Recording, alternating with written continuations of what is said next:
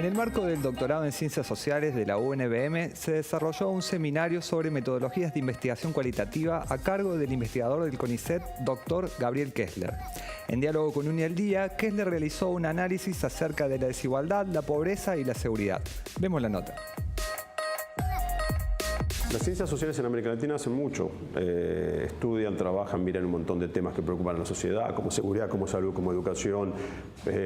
Producen, trabajan, producen materialidad, producen leyes, producen libros, producen sentido, pero también tienen mucha relación con las organizaciones sociales, con las agencias públicas, privadas. Es decir, yo creo que la vitalidad de las ciencias sociales en América Latina es enorme y uno lo ve en la presencia, como decía, en los niveles macro, meso y micro, a nivel del espacio público, pero también a nivel de los barrios, a nivel de cualquier organización del orden que sea, en Argentina, rural, urbana, tiene alguna relación con las ciencias sociales. Y a mí ahí me interesó, en primer lugar, sobre todo en el caso argentino, analizar la multidimensionalidad y analizar qué sucedía con desigualdades en salud, en educación, en ingresos, en delito, en concentración geográfica, en vivienda, y tratar de mirar lo que yo llamé las tendencias contrapuestas en desigualdad en relación al periodo kirchnerista, como en el debate sobre si todo había mejorado o todo se había mantenido igual. Lo que yo trato de mostrar es que había tendencias contrapuestas. Por un lado, una tendencia a una disminución de desigualdades, pero también un aumento de algunas desigualdades, algunas que venían de periodos previos y otras creadas en el mismo periodo. En muchos casos eso se debía a un tema que es muy interesante, que es la concomitancia entre mayor inclusión en el sistema educativo, en salud, en el consumo, y al mismo tiempo más segmentación interna y más diferenciación interna. Más personas en el sistema de salud, pero más diferencias de cobertura. Pero también había desigualdades que eran paradójicamente lo mismo que generaba una mejora en la situación de los hogares, la reactivación económica, la mejora en el mercado de trabajo, también tuvo un impacto en el encarecimiento, por ejemplo, de tierra y vivienda rural urbana, y así muchos hogares que vieron mejorar su situación económica están más alejados de la posibilidad de acceder a una vivienda o a una tierra. Entonces, digamos, me interesa sobre todo no tanto centrarme en la configuración de opciones políticas reaccionarias, que me interesa mucho pensarlas, pero sobre todo donde quiero poner la mirada es en la zona, como llamémosle, más entre bambalinas, más intermedia, es la configuración de subjetividades, narraciones, de acciones, de relatos que de algún modo alimentan distintas reacciones frente a la disminución de la desigualdad. Entonces, un poco enfocando en mirar estos cambios en subjetividades, prácticas en América Latina. En algunos temas específicos, como género, pero también en algunas cuestiones que no necesariamente tienen una traducción política instantánea, como por ejemplo a mí me interesa mucho algo que nombraba, que era el aumento de las coberturas, de la inclusión, de la democratización en bienes y servicios, en acceso a desde consumo, crédito, hasta escuelas, salud y educación, y las diferenciaciones internas. O sea, esta conjunción entre inclusión y desigualdad es un tema que a mí me interesa mucho trabajar. Desde el doctorado en Pedagogía se desarrolló un seminario a cargo de la doctora Miriam Aparicio. Con una amplia trayectoria en el campo de la investigación en educación, centró su producción académica en el análisis de las trayectorias profesionales y la deserción universitaria. Con ella hablamos en la entrevista de hoy. En uno de sus artículos científicos analiza el concepto de deserción universitaria. ¿Qué cambió desde el momento que se publicó ese artículo a la actualidad y cuál es la situación en Argentina respecto a este tema?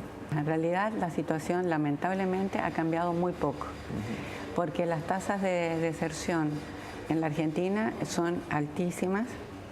El cambio de carrera también es muy alto, hay gente que cambia 2, 3 y hasta 4 veces de carrera. Muchos no pueden seguir la carrera que hubieran deseado en primera instancia y eso a veces les lleva a hacer cambios y bueno, intentar desarrollarse en lo que a ellos les interesaba más.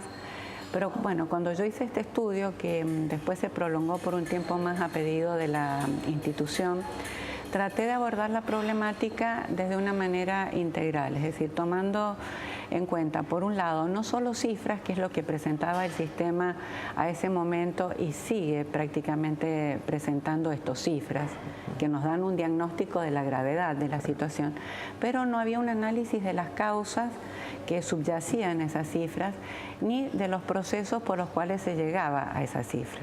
Y por eso también es un concepto equívoco, porque es difícil definirlo. En aquel momento se consideraba desertor a la persona que por 4 años no se había reinscrito en la universidad. Pero ¿qué sucede? Que uno toma las cifras al 4.º año. Pero puede suceder que en el 5.º año o en el 6.º año esa persona vuelva y se pueda reinscribir. Después las normas fueron cambiando y se fueron poniendo límites, por ejemplo, para terminar un doctorado. Antes la gente podía estar una vida y después presentar su tesis, ahora no.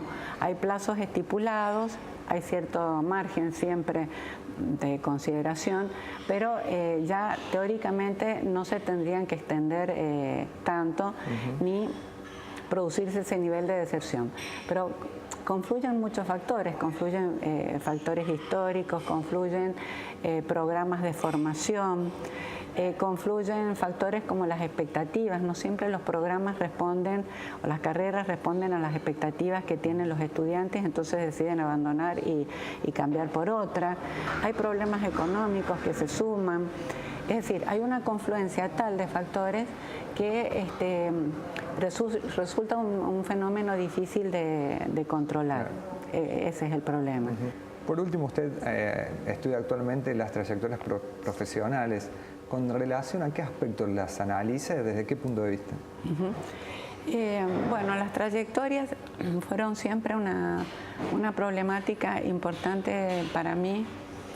En los comienzos de mi investigación en CONICET, yo abordaba la movilidad social, preocupada por la paralización en aquellos momentos de la movilidad en un país que conoció la movilidad social, y me interesé por las trayectorias educacionales y cómo había influido esto en el cambio a nivel nacional tomando periodos. Luego, hacia los años 90, la cuestión de la movilidad es dejada de lado porque se impone otro problema, que fue la inserción laboral, que era mucho más grave por todo lo que conocemos nosotros que ha sucedido en el mundo del trabajo. Entonces empecé a interesarme por la conexión que guardaban esas trayectorias personales, biográficas, con las demandas laborales, las nuevas exigencias laborales, y también con las demandas del sistema científico-tecnológico. Entonces ya el eje eran las trayectorias profesionales y qué factores influían en ellas, de modo de facilitar el logro o no de los sujetos. Muchísimas gracias, Miriam. No, gracias a ustedes, muy atentos. Así cerramos este segundo bloque. Vamos a una pausa y enseguida volvemos.